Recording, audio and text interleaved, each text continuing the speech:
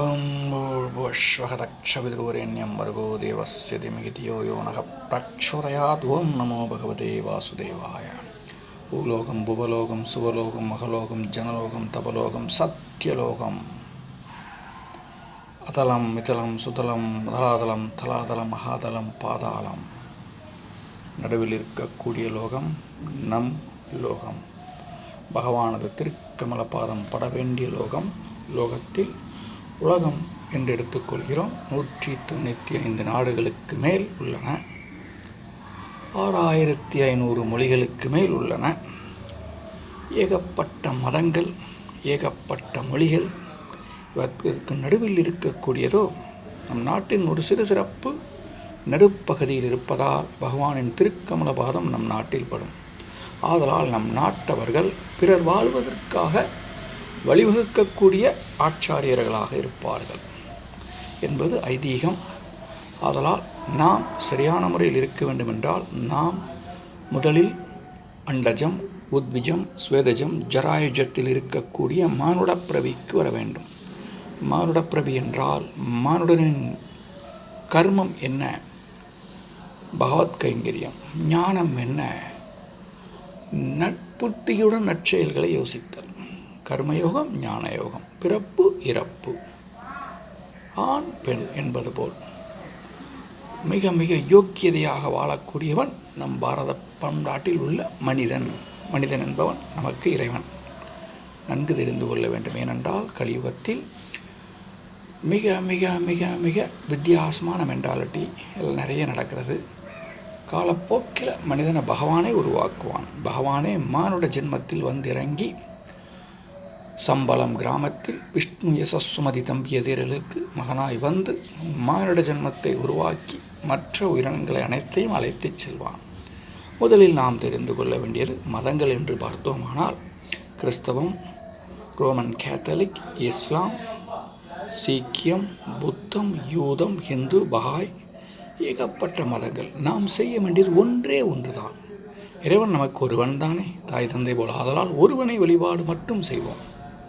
அது எப்படி என்றால் புனித நூலை பிரட்டுவோம். அதாவது பரிசுத்த வேதாகமம், குரான், பகவத்கீதை, திரிபித்தகா, குரு கிரந்த சாஹிப், தோரா, கிட்டாபி அக்தாஸ், இதெல்லாம் முக்கியமானது. இதில் நமது பகவானது பகவத்கீதை, ராமாயணம், மகாபாரதத்தை லேசாக தெரிந்து கொள்ளும் வழி கண்டிப்பாக ஒரு நாளைக்கு இருக்கும் நேரத்தில் சில வினாடிகளையாவது ஒதுக்குவோமே.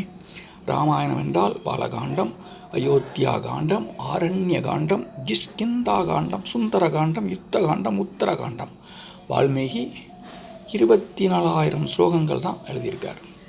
மகாபாரதம் அப்படின்னு எடுத்துக்கிட்டோம்னா 18 பர்வா, 1,00,000 ஸ்லோகம்தான்.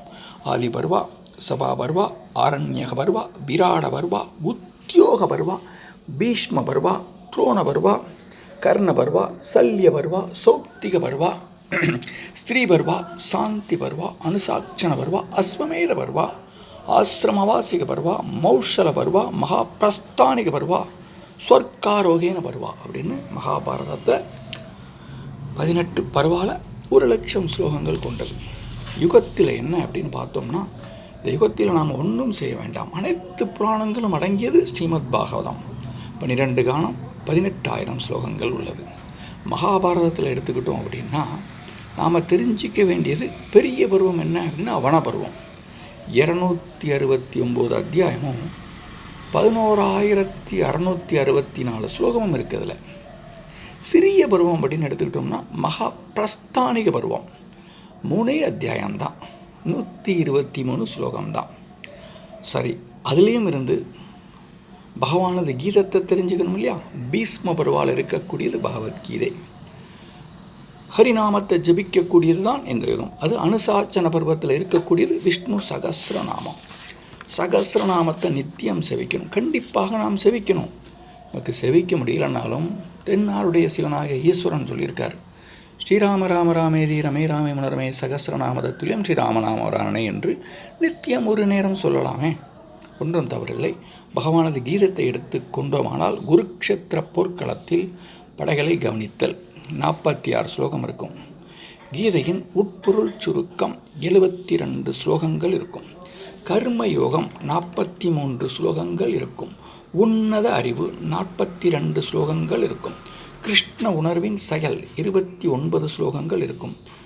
தியான யோகம் 47 ஸ்லோகங்கள் இருக்கும். பூரணத்தின் ஞானம் 30 ஸ்லோகம் இருக்கும். பரத்தை அடைதல் 28 ஸ்லோகங்கள் இருக்கும். மிக ரகசியமான அறிவு 34 ஸ்லோகங்கள் இருக்கும். பூரணத்தின் வைபவம் 42 ஸ்லோகங்கள் இருக்கும். விஸ்வரூபம் 55 ஸ்லோகங்கள் இருக்கும். பக்தி தொண்டு 20 ஸ்லோகங்கள் இருக்கும். இயற்கையும் அனுபவிப்பவனும் உணர்வும் 35 ஸ்லோகங்கள் இருக்கும். 14 ஜட இயற்கையின் முக்குணங்கள் 27 ஸ்லோகங்கள் இருக்கும். 15 புருஷோத்தமன் யோகம் 20 ஸ்லோகங்கள் இருக்கும். 16 தெய்வீக மனமும் அசுர இயல்புகள், தெய்வீகமும் அசுர இயல்புகளும் சேர்ந்தது 24 ஸ்லோகங்கள் இருக்கக்கூடியது. 17 நம்பிக்கையின் பிரிவுகள், நம்பிக்கை இருக்கு இல்லையா, அதன் பிரிவுகள் எத்தனை? 28 ஸ்லோகங்கள் இருக்கும். 18 துறவின் பக்குவம் 78 ஸ்லோகங்கள். இதுதான் 18 அத்தியாயம் பகவத்கீதை. இதை நாம் தெரிஞ்சுக்கிட்டால் நித்தியம் ஒரு ஸ்லோகம் நாம் நித்தியம் ஒரு வினாடி ஒரு நிமிஷம் செலவு பண்ண முடியாதா? கலியுகத்தில் சிரமம்னாலும் பகவானது கீதை நூலையும் பகவானது நாமத்தையும் சொல்லக்கூடியவர் மனிதர் ஆகிறார். மனிதர் யார் என்றால் இறைவனை உணரக்கூடிய, இறை நாமத்தை ஜபிக்கக்கூடியவர்கள். நித்தியம் அதிகாலை பொழுதில் பகவான் நாமத்தை ஜபித்தல், பகவானது கீதத்தை நாம் ஒரு மொழி தெரிந்து கொள்தல் போதும். ஊருக்கு உபதேசம் செய்வதல்ல நம் வாழ்வு. ஒவ்வொருவரும் செய்தால் வாழ்வில் முன்னேற்றம். பகவான் நாம ஜபம் கலியுகத்தின் தர்மம்.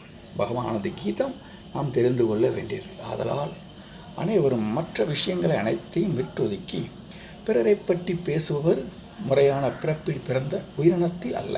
மனிதர்கள் செயல் செய்ய வாய்ப்பில்லை. மனிதனானவன் முதலில் தெரிந்து கொள்வான் நம் உடலில் இருக்கும் உயிர் இறைவன். ஆதலால் நம் பேச்சு இறைவனை நினைத்து கொண்டே இருக்கக்கூடியது. ஓம் நமோ பகவதே வாசுதேவாய. இறைவன் நாமாவை ஜபித்து கொண்டே இருக்கக்கூடியது என்று 4 பேர் சேர்ந்தாலும் நம்மை நாம் எப்படி முன்னேற்றிக் கொள்ளலாம் என்று பேசுவார்கள். அவரவரை பற்றி அவரவர் சொல்வதற்கு சரி உள்ளதப்பா. மற்றபடி யாரும் நம்முடன் இல்லை. பிறப்பு இறப்பு என்பது நம்முடன் கூடியது என்பதால் நாம் நம்மை பற்றி நமக்கு நாமே பேசிக்கொண்டு நம்மை நாம் முன்னேற்றினால் தியானம், அமைதி, நன்னடத்தை அனைத்தும் தானாக வந்துவிடும். உழைப்போம், முன்னேறுவோம், ஞானயோகம் கர்மயோகம் செய்வோம், நம்மை நாம் முன்னேற்ற பகவானை தியானிப்போம். ஓம் நமோ பகவதே வாசுதேவாய.